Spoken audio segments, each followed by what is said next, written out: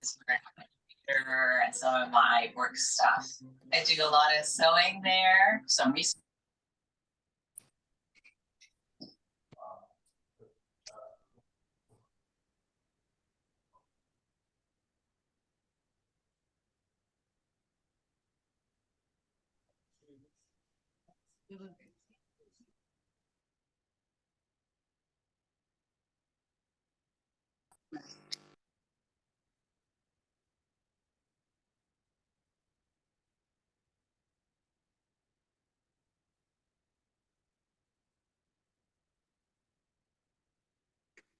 Just give another couple of minutes for some people to join.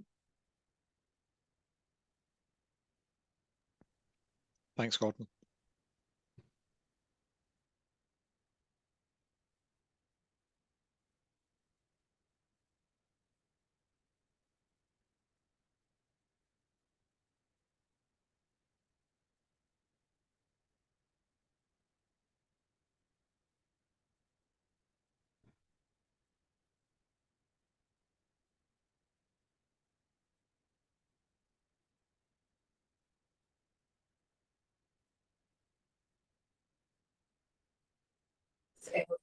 Nice to see at the moment. All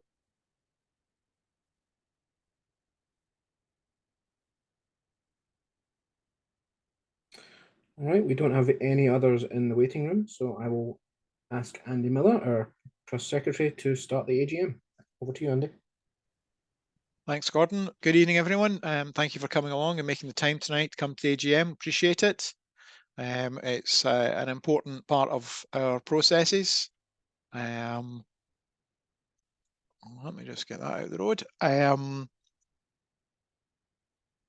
First off, I'll just give you the apologies. Apologies. Well, first apology would be sorry for the lateness of the accounts coming out. That was due to unforeseen circumstances. We're planning to review processes around the account generation accounts with the aim of having the AGM earlier in the year anyway. So we should avoid the tight schedule we had today on that. Okay. I've had 4 apologies officially from Peter Nerdloff, Cameron McCalmont, Ian Anderson, and Chris Maliband. Does anyone aware of any other apologies?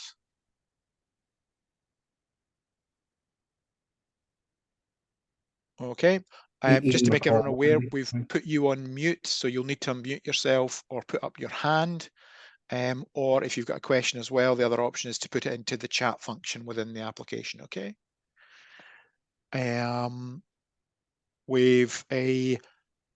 Could I have approval for last year's AGM minutes? Again, apologies for that being quite late coming out today. That was an oversight on my part. So could I have a proposer, please, for last year's AGM minutes? No problem. Alan Agnew, thank you, Alan.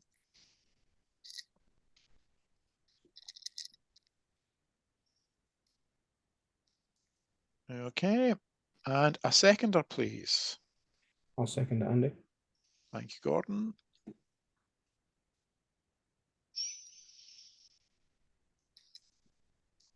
Okay.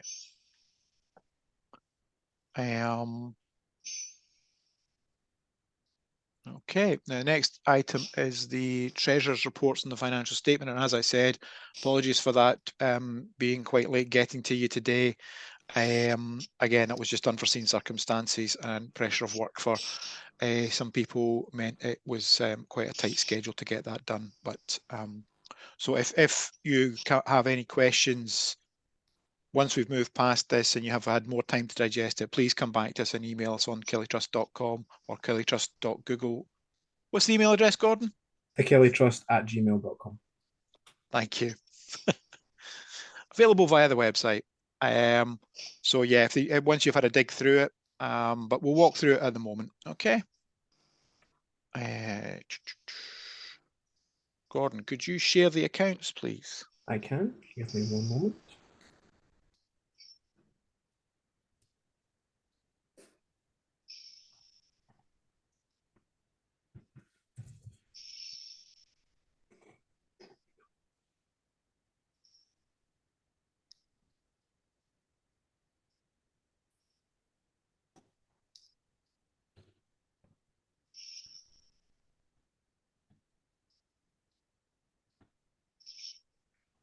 You should all now see it. Let me know if you do not.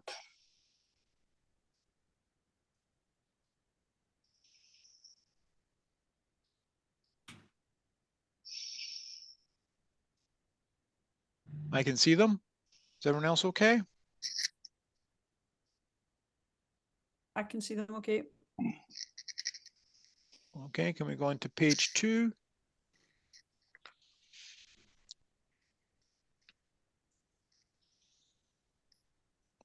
Page 3.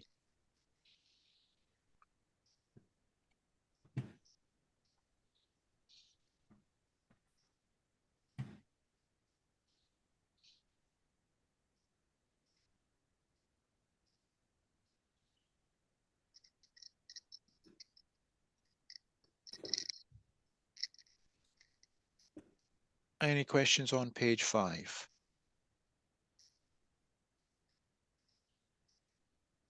Okay, page 6, please, Gordon.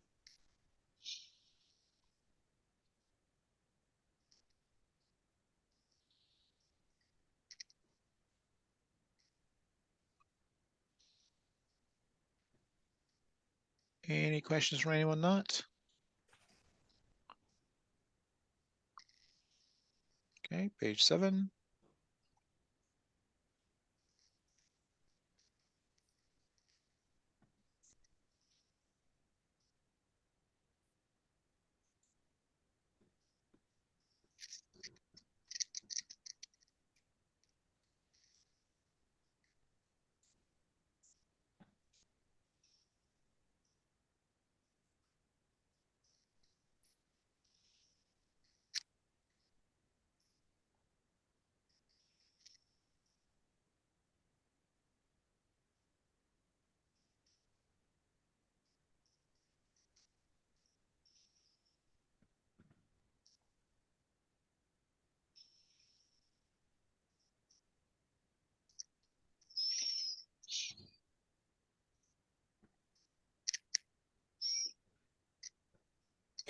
So, Andy, we've got a question in the chat. Why has there been a jump in fundraising expenses and admin expenses?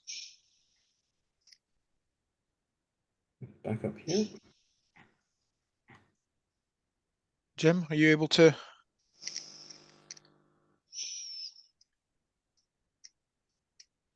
Well, fundraising expenses, maybe that's some of that, or the most of that's attributed to the centre stage event that we had in February. We didn't really get the audience that I anticipated, and in hindsight, probably should have made the tickets far more expensive than they were.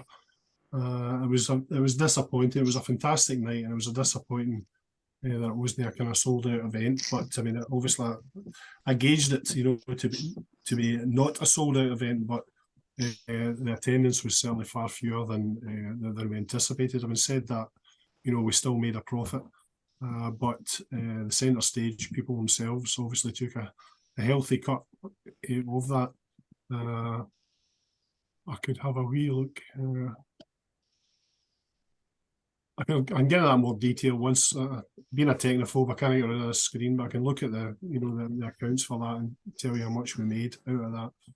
I think we got about 1,700 quid, but there was certainly a lot of that expense went to centre stage.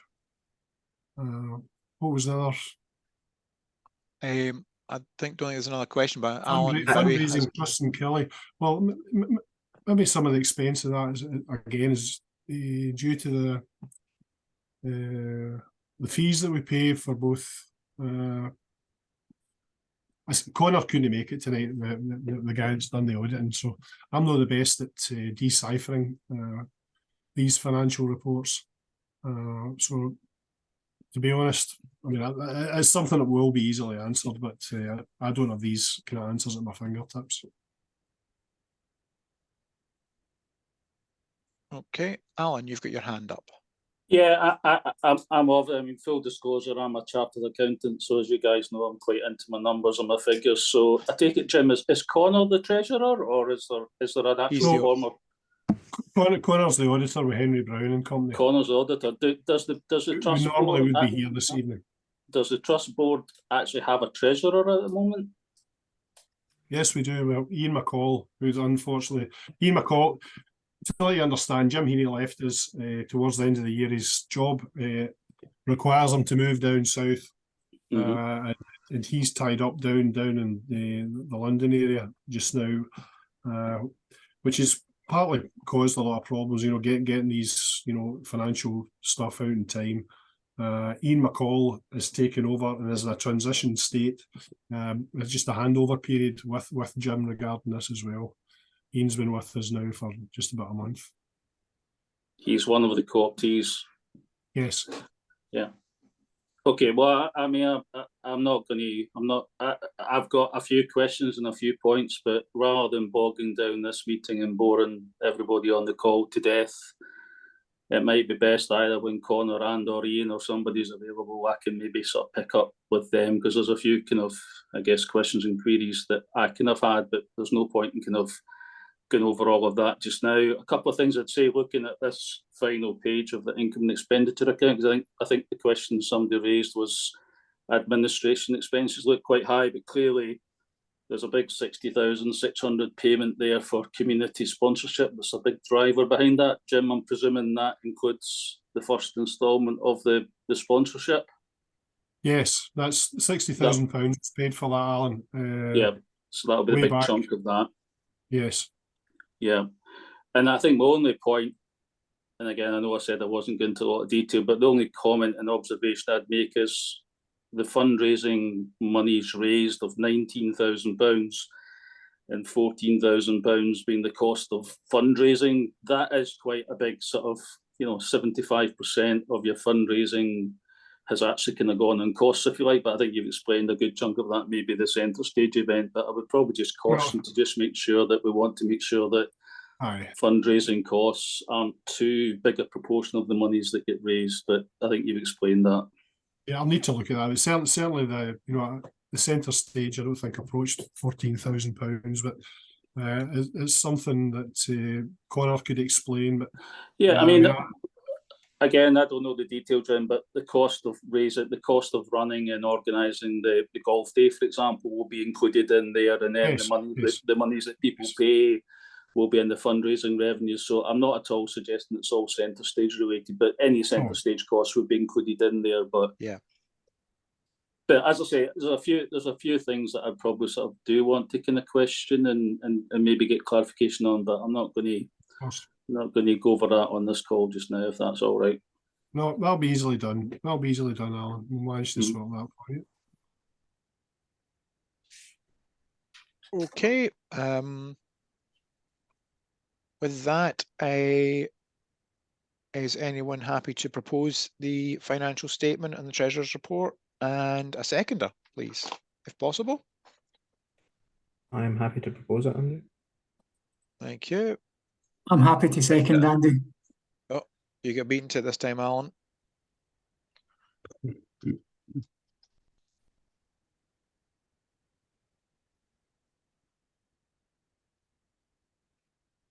And I have just realised that I have skipped ahead from the annual report and the video. So apologies for that. So can we look back to the video, please, Gordon? Of course. And I'll go and hide behind the sofa.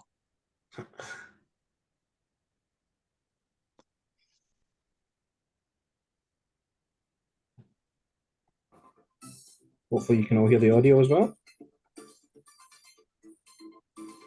A major part of the Kilmarnock Trust's 20th anniversary celebrations has been the relaunch of our major fundraising campaign. It's a campaign that's been supported by Kilmarnock fans all over the world for a number of years now, and we're absolutely delighted that we've been able to rebrand it as the Kilmarnock Futures Fund. And the major project that we have launched at the heart of that is the Next Generation Fund. It's something we've worked with the club on over a number of months now. We're delighted that the manager, Derek McInnes, is backing it as well. And it's a major chance for Kilmarnock's fans to invest in the next generation of players. It will be a fund which allows us to invest in youth players at the elite level. and we really do hope that Trust members will welcome this new initiative. Hi everyone, I just wanted to say a few words about the sponsorship deal we as members of the Trust have agreed with the women's team and the academy. This is already making a massive difference to all of these Killie players and is helping to take things to the next level for them. The Trust is a vital part of the chemistry of our football club. It's been great to have the support of the Killie Trust to set up a fan supported food bank partnership commandment. We're one of the only clubs in the country where we're allowed to collect food actually on the ground to the stadium, which is brilliant. The support's been excellent. And so far, commandment supporters have donated over 1,000 bags of shopping and over £3,000 to help local families in need through terrific bank donations at match days. We love to see all families joining the Killie Trust. There are over 230 junior members in this playing room. The members have just enjoyed a trip to Hampton for the stadium during a visit to the museum. Younger ones are here enjoying their party. You also get a birthday card at Shingle Green. You can also get entered into a monthly draw to the matchday basket at Killie Green. Joining the Killie Junior Trust has meant that I have been able to get the opportunity to have a birthday card, birthday shout out and access to member only events. I had the opportunity to be a mascot at a game as well. Join the Killie Junior Trust. This is an idea that actually came from one of the members of the Killie Trust who is a keen cyclist, suggested that we try and get cycle shelters installed so that we would help fans travel by bike to match days, but also be part of the wider community initiatives in terms of health and well-being. So the Killie Trust was able to secure the funding for this, and with the support of the club, get them installed. So once again, big thank you to everybody who's been involved in that particular project. A few months ago, we were delighted to welcome around 100 Killie fans to our first on-board in-person event of the year. Manager Darren McInnes spoke to John Barnes about his plans for the seasons to come and how the team had got on this season, as well as answering questions from Trust members on the floor. It was a fantastic night filled with great laughs and great insight, and we hope to do many of them in the coming years. Folks, having just beaten Celtic 2-1, I'm delighted. I'm also delighted to say that the process for the selection of the Trust Board Director of the main club board is proceeding satisfactorily in accordance with the timescales. We have two hopefully suitable candidates identified, and the selection process will continue, and we need to see who's going to be satisfactory to the club board as well. Keep everybody updated. 2-1. Brilliant. 2023 saw the Trust send out a survey to its members during the post-season. We had a fantastic response of over 500 people who got back to us with some really important feedback about how the Trust is doing, where we can make improvements, and what we should really be focusing on in the future. If anyone wants to look at the report, it's available on our website, and we look forward to sending out the survey in the post-season of 2024, and really look forward to receiving your feedback. 97% of our members recently voted in favour of installing handrails and passageways within the Frank Beattie and East stands to assist supporters getting up and down steep stairs.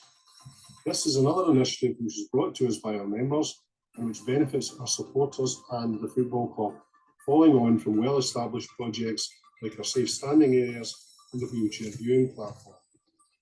As well as delivering these projects, every pound invested via the Killie Futures Fund secures a share in our club and contributes to making the Killie Trust the third largest shareholder in Kilmarnock Football Club. Here today at the Killie Community Hub, which is the part of the old gym that's being converted in order that the community programmes can expand and offer more services to local people and supporters.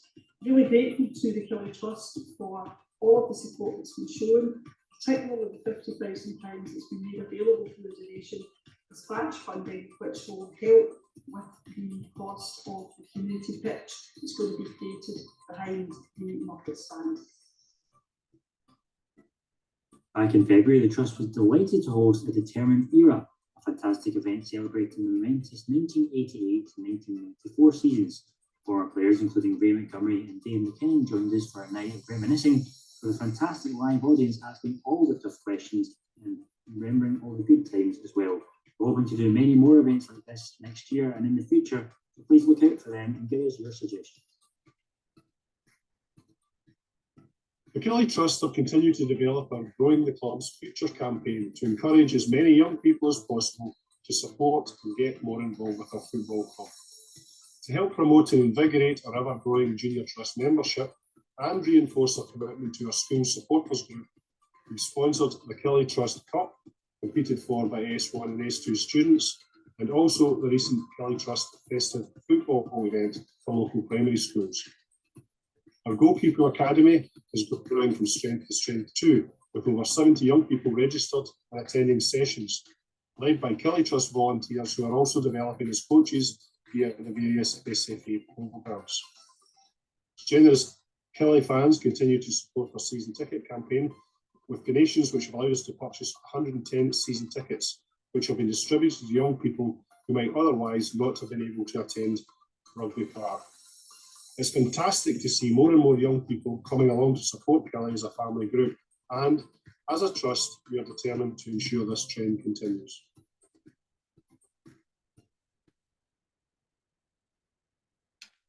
Back over to you, Andy. Thank you. Jim, have you got anything you want to add to that?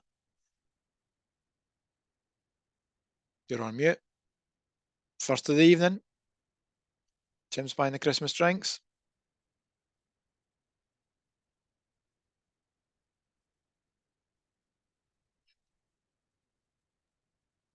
Oh, better. Yay.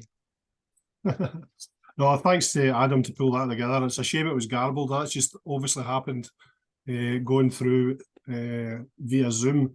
But we'll post it out to everybody in any case. It's a very positive video, just showing exactly what we've been involved in over the years, and it's probably cut down some of my spiel. But thanks to Adam for pulling it together, and hopefully it'll be out on social media soon, and you'll get a clearer version of, of what that was all about. Just looking at where the trust are since last year. I mean, key to everything is obviously membership. I was on a wee kind of trawl back in the mists of time and look back at the AGM report 3-4 years ago, in fact the 2019 AGM, when we reached our highest ever membership, which was 650 at that time. Last year, the end of June, we were sitting at 1,154 members, which was a big progression in that time. Since then, obviously, we've been impacted by the financial restraints in the world, and membership and indeed subscribers to our funding campaign have decreased. So at the end of June this year, we were sitting at 1,142, but currently I'm delighted to say we're up to about 1,210, which is the highest ever trust membership total. So I'm absolutely delighted that we're on an upward trend with that one. Junior membership again in June this year we're at 128. We're currently sitting at 237 junior members, which is absolutely fantastic. So I mean, I know as a board we take every opportunity to promote the trust in kind of face-to-face situations, but probably the best recruitment tool is our members, and would urge all you guys here, please, to continue to encourage as many Killie fans as possible to join us. Let's spread the positivity, defog the urban myths, and invigorate the apathetic, and try and get as many Killie fans as possible joining us, because it is a very positive story, as the video will, when you hear it, promote.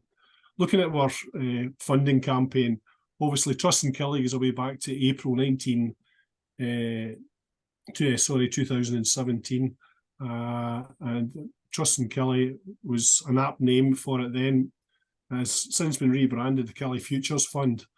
Currently we're averaging about £6,500 a month. Again, that's kind of down from last year's calendar month. We were 7,400 a month last year. Going back to the AGM in 2019, contributors at that time numbered 412. Our last AGM, and I noted that we had 465 monthly contributors, and we're currently sitting at 438. Contributors peaked in July 21 at 525, and obviously we'd love to get back to that. I say we're in financially challenging times, but I mean obviously this also affects our football club. So Killie fans making a direct kind of tangible investment via the Killie Futures Fund is massively appreciated by the club board. Funding projects that we've taken forward this year following overwhelming support of our members are well, the first one was the 2-year partnership with the Kilmarnock Women and the Boys and Girls Development Academies, expanding our previous agreement with the Academy. This makes the Trust one of the club's leading partners and further cements the great working relationship we have with the club. It was our club's first multi-category sponsor since 2020, and we are the very first sponsor for the Girls Academy. Obviously, it's one of our 20th anniversary year, so it's brilliant to see all our academies, development teams and the women's first team bearing the Trust logo in both their playing kits and their training kits. I get a personal pride of seeing that, the youngsters with the Trust logo emblazoned in all their gear. The next funding project was the handrail project, which is currently stalled for a wee while. Basically, we got the initial design from the Level Playing Fields organisation who recommended this particular design, and we installed them. In fact, the Disabled Association firstly installed them at their end of the Frank Beattie stand near to the Moffat stand. We were approached maybe about a month ago by a local occupational therapist who kind of recommended that we look at a different design. So currently we've looked at that, and we've got samples of that in the Frank Beattie stand, and I'm waiting on Janie coming back just to have a wee look at these, and we'll progress that as soon as possible. There might be a slight increase in cost as a result of this, but it's important that we listen to everybody, and if these new design handrails suit more people, then so much the better. The next fundraising campaign that our Killie Futures Fund tackled was the Community Hub and the floodlight upgrade, which received massive support. We're absolutely delighted that the Killie community has secured an SFA Facilities Fund grant, which will develop the area behind the Moffat stand, creating a community hub. I'll provide a real focal point for all the Killie community programmes, including the creation of an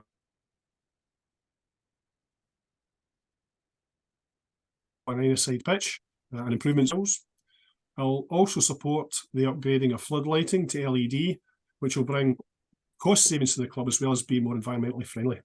Now, the £50,000 that was agreed by members to go towards this has been transferred to the club for this. The Next Generation Fund, the Elite Academy Pathway, again, unanimously supported by the members. I think this is a fantastic initiative. You know, anybody that has been along to watch our reserve matches or the under-18s surely can't fail to be impressed by the young talent our academy coaches are bringing through the ranks there. There's some great young players coming through the ranks, and even in the girls' academy as well. Some of the young girls are playing first team football and are getting international recognition, as are the boys. It's absolutely brilliant to see, and I hope it's a kind of golden generation as far as the academy is concerned. Anyway, we've transferred £20,000 to the club for this pathway, and we'll transfer, as agreed, the 70% of the Killie Futures Fund, the monthly income from that, from the start of the new year for the next 12 months too. Our Killie Futures Fund monthly draw continues, with Cathy playing host to those lucky enough to get drawn out for the boardroom hospitality. We give out vouchers for personalised Killie shirts as well, and a £25 voucher for the Killie Superstore. Watch out towards the end of the week for the next draw. I hope some of you guys that are with us tonight will be one of the lucky recipients of one of these prizes. Looking forwards for the Killie Futures Fund. I'm delighted that David Gallagher has joined our board with his background, and David's going to be casting a fresh eye in this campaign with a view to a refresh. Other things, we've we've been involved with obviously events this year that started off in February with the Determined Era at centre stage. That's a particularly favourite era of mine, when the club hit its lowest ebb and then made it back over a period of years to be a mainstay in the Premier League up until relatively recently. It was a fantastic night, and it was great to see all the players there from that era. And I'd like to pay particular thanks to Chris Maliband, who hosted the evening, for pulling that together. Golf Day again in May was another great day, and it's always fantastic to see some of the former players coming and supporting this. It was good to see some new former players appearing as well, Craig Bryson being one, and the former players is certainly something that the Trust values, and we're delighted that the club also gave us access to nights at the 1869 Suite for book launches for Mark Riley, Pat Nevin and David McKinnon. On board in person was a very successful night, as Adam said in the video, and it was great to hear our manager Derek McInnes so relaxed and telling things that I was surprised he did. He was very open and honest, and was obviously very relaxed in the company. Our plans are to continue on board in person very soon with Russ Richardson from the recruitment side of the club, and also further down the line we need to bring in Paul Di Giacomo and people from the academy, and possibly Jim Chapman as well from the Women's Academy, just to hear how what their vision is going forward. Other events that we host, Exiles Day is a very popular day as well, and again I'd like to thank Ian Anderson from Luton, one of the Trust members who coordinates this for us. We had a couple of homecoming days last season, and we're building up to one at the end of the year for the Dundee game, where what we call exile members who stay a reasonably distance away from the club and don't normally get to Rugby Park can come. We can have a wee blather, a wee bit of hospitality, give them a tour of the stadium and areas where we're allowed to at that particular time, and just show them what redevelopments that have happened at the club. And it gives me a chance to kind of show off that, you know, where the Trust have helped the club going forward. Communication is key to the Trust going forward as well, and I'd like to thank Adam Lyon as well for stepping in and upping our communication. Obviously we get regular updates from Cathy from the director's chair, fully comprehensive reports and everything Kilmarnock related, everything related to the Trust and the Killie community as well. We put out regular Killie Future Fund financial updates. Members forums have been 3 this year, February, April and September. And as Gordon mentioned in the video, we had a comprehensive member survey, and that'll actively inform the Trust direction going forward. It wasn't the only survey we had. The club and through the SFA asked us to put out an equality survey as well. So we did that. We had good feedback for Martin Boyle's mission statement, the purpose, mission and objectives that we've put out, and that's now on the website for everybody to see. What else do we do? We've got academy fixtures out there just so that you get the opportunity to come and look at some of the young talent that's playing all over Ayrshire. And I would urge you, you know, if you do get the chance to see the 18s and reserve fixtures, it's well worth the effort to do so, and of course the women's game as well. Other relevant news we put out, including support and obviously all the promotion for the Killie community activities, which we value, including they had a poll, an East Ayrshire funding vote for the Football Memories project, which we were delighted to help put out to members to make them aware that it was happening in order they could secure that sort of funding. But if there's any sort of communications that you would like to hear from us, then please give us a shout, and we'll try and incorporate that into our emails or social media inputs as well. I'm particularly delighted at the way that the Junior Trust is growing. The mascot opportunities have been great. We've had 35 mascots this season. It's given me the opportunity to sell the Trust, not only to the juniors, but the families of all the juniors as well. and it's brought a lot of new members to the table. Obviously, the kids get birthday cards autographed by the players, and they get a shout out from Elliot, the stadium announcer, at the home match. The mascots, honestly, are a great day. We give a wee guided tour of the stadium to the mascots and their family the day before the match, and then on the match, you know, the match day themselves. They get changed. They get a warm up. They get the photographs taken with the manager, opposing manager as well, even the match officials. And it really is, it's a fantastic day, kind of rounded off at the end by giving a wee kickabout on the pitch after the game, and the kids absolutely love that. We also we done away buses. Last year we had away buses to Livingston, Hibs and St Johnstone. We arranged for Livy fans, we gave, the club gave 50 free tickets to families from their club to come down to Rugby Park, and Dave Clark, the chief executive there, has reciprocated. I'm delighted to say we've got a coach load heading to Livy on Saturday to support the team. Other junior trust stuff, we do Player of the Month awards as well, and Kyle Vassell has just got the last one. Christmas activity, hectic. I'm absolutely knackered. We had a great trip to Hampden for junior trust members and an adult, get a tour of the stadium, and also a wee look around the museum, which was absolutely fantastic. And the kids' Christmas party last Saturday for the youngsters, mayhem, absolute mayhem. Anyway, well, thanks go to all the volunteers who contribute to that, and particularly Bobby, Susan Russell, Leslie Murdoch for doing all the cards, Sarah Hamilton and Ewan Tulloch. The goalkeeping academy that I mentioned in the video is going from strength to strength as well. During the kind of summer months, or that from spring to autumn, we're at the Scott Ellis, and it's great to see the kids out there. We're currently at Soccer World because it's Astrograss. There's cost implications for that, but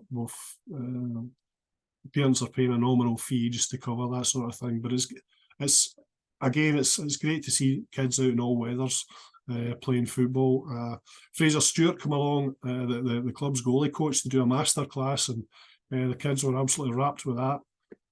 I'd also like to thank the Kilmarnock Cricket Club for giving us much needed storage space for all the equipment that we've got there, and I'd like to pay my thanks to all the coaches, the Goalie Academy, for all their hard work and dedication. Stuart, Graham, Gavin, Evan, Sarah and Nikki, the two Pauls, Murphy and McGrath, and Kevin too. Their time and dedication is really appreciated, and we try to upskill them as well, take them through their various SFA programmes as well.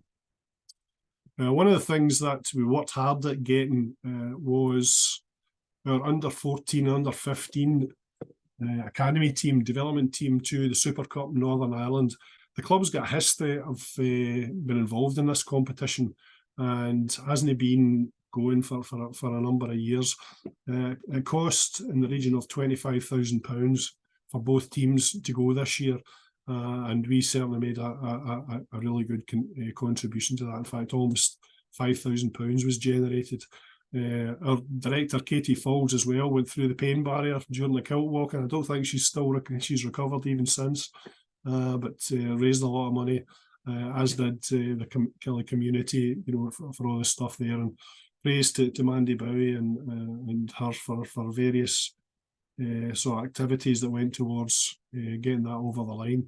But we've kick-started it this year. In fact, the Sports Association did a recent sportsman's dinner at the Park Hotel and raised over £2,000, the proceeds of which will go towards next year's Super Cup attendance. And Jim Strathern, one of our members at Girvan, donated a bottle of 125th anniversary Johnny Walker Blue Label whiskey, which was auctioned, and is donating some of the proceeds towards that. Other things we've been involved with, I'm delighted to say that we continue to be a sponsor for the Round the Town event. One of our members, Matthew Dodds, is key, and Jim Gavey as well, trust member, in the organisation of that. And I'm delighted that the Trust are one of the sponsors for that, and we look after the water station at Dundonald Place for all the runners, going backwards and forwards there, and it's a glorious event that celebrates the town, and we're delighted to be part of that. Other things that I said in the video as well, you know, the Killie Trust Cup we had last year for S1 and S2 students. We had that at Rugby Park, and that was a fantastic day. A couple of weeks ago, we had the Killie Trust Festive Futsal Tournament at the Grange Academy, and there was loads of primary schools taking part in that as well. And I was delighted that Jim Todd came along just to present all the prizes, our provost, and he brought his cameraman with him, so there'll be some good photographs appearing shortly. Other things that we've spent money on this season again is just refreshing the season ticket reserve seat stickers. Mark Gallagher at the club needed some new stickers, so we've done that. We also sponsored 2 of the women's first team players, Captain Laura McLaughlin and Georgia Crooks, and that money will come back into our coffers because I've already got people want to buy their shirts at the end of the season, and that money will just go directly back into the Girls' Academy pot as well. That they can help with. The trust also deal with the Kilmarnock first team, the ladies' home game operations. We're very much involved with that, and I'd like to thank Lynn, Gemma, Claire and Andy for their valued support and pulling all that together. We're going to get more involved in stuff in match day as well. We have been doing wee bits and pieces there, particularly in the fan zone, and dishing out trust membership business cards to encourage people to join the trust. And I'd like to thank Stuart Burns, Stephen Hopes, Paul McGrath, Graham Reid and Sarah Lapham as well for helping out with that. I say we're going to build in the fan zone activity, and you'll see match day volunteers wear an identifiable Killie Trust volunteer kit very, very soon. My mouth's getting dry here, I'll let you move on quickly. A warm welcome to Ian McCall. I'll be taking over our financial management, and I say a fond farewell to Jim Heaney and Katie Falls as well, both having had to leave us due to work commitments, which left little time even at home. To finish off, we're immensely proud of our first 20 years. From an initial idea through to our current position, we've always sought to be a proactive, positive voice, which is focused on safeguarding and developing, representing our members and being genuinely ambitious for the future of Kilmarnock Football Club. So many passionate and dedicated fans have contributed to the work of the Trust since its inception. Some of them no longer with us, notably ex-chairman Stevie Lockhart, and very, very recently, sadly, Craig Benson that sadly passed away. Our 20th anniversary year kicked off in mid-August, and we're absolutely excited to kick off the next decade with a positive vision for where we go next. And members are key to pointing us in this new direction as well. So I want you to get involved with ideas and become more involved with the Trust as we go along. Thanks, Andy. Drink of water time. There we go. Thank you very much, Jim. That was great. Are there any questions at this point around that? Okay, we'll carry on now to item 4,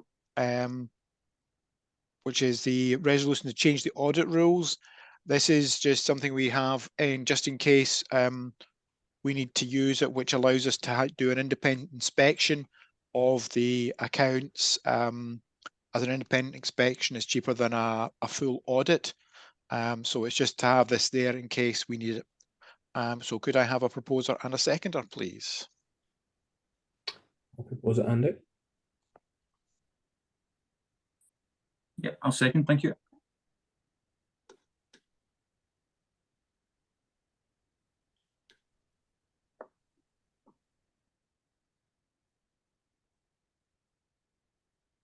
Thank you very much. And then we move on to item number 5, which again is a kind of one we have in every year as the rules around the type of organisation we are change, and there's been a few changes over the past 18 months.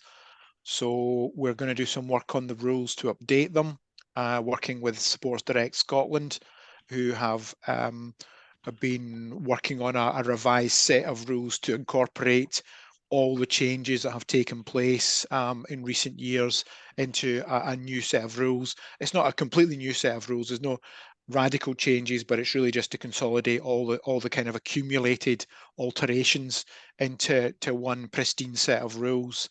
So again, if I could have a proposer and a seconder to allow us to take those rules forward, or those rules changes forward. To propose, Andy. Thank you. I'll take Alan as a seconder. Thank you, Alan.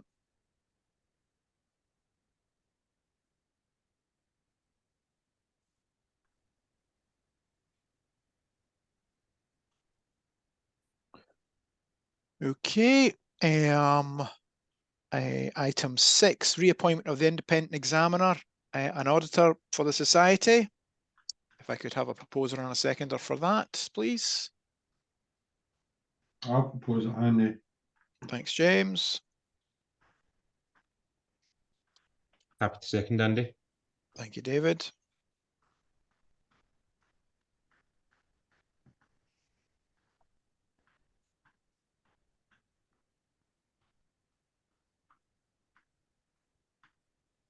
Okay, so now we're on to item 7, which is the elections for the trust board.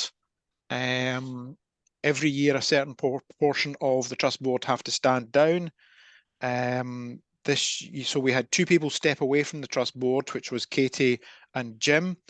Heaney, that is, and standing down, or due to stand down, were Jim Thompson, Cathy Jameson, Gordon Jones, Martin Boyle and Robert Foster. They have all stood down, but they have submitted nomination forms to be re-elected onto the board.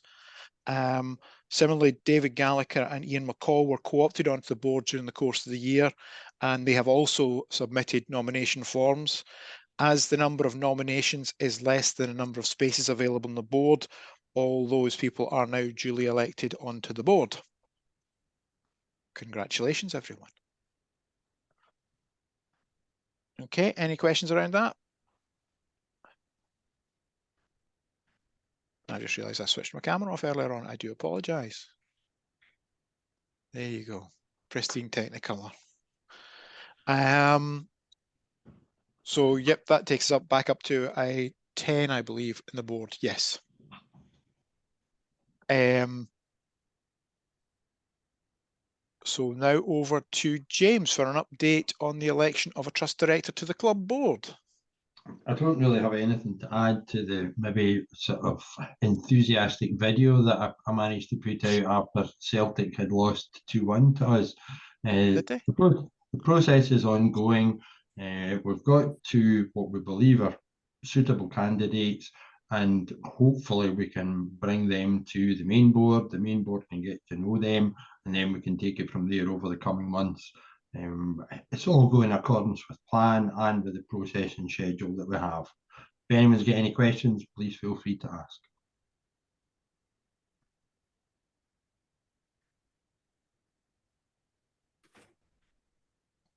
No questions in the chat. I don't see any hands up. Okay, thank you very much, everyone. So now it's really just it's kind of a combination of a discussion about trust initiatives, any areas you think we should be putting work into or looking into as a possibility for a trust initiative. And then we'll move on to any other business after that. Is there any areas if anyone thinks that we should be looking at beyond what we've covered so far, or there's other areas that we may not have noticed? And it's something that we should look into, because generally what we'd probably do is we would, if somebody comes up with a suggestion, we generally look into it to establish any potential costs, the practicality, those sort of things, and then we kind of take it to the members to see if that's a a project we should pursue. So we are, as always, open to suggestions in this area. So just if anyone has anything they'd like to suggest just now, that would be great. There is, of course, the members forums on a regular basis and our email addresses where you can drop these in as well.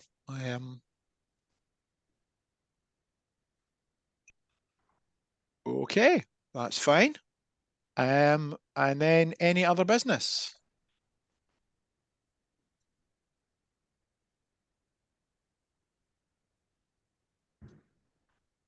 Okay, that In the chat, concludes. Andy? Oh, something in the chat? No, nothing in the chat. Nothing in the chat, right? Okay. All the things I have to check here. Right, that concludes the business of the AGM for 2023. Thank you everyone for your time tonight. Thank you all. Yeah. Thank you. Right. Andy. Thanks everyone. Andy. Yeah. Bye now. Bye.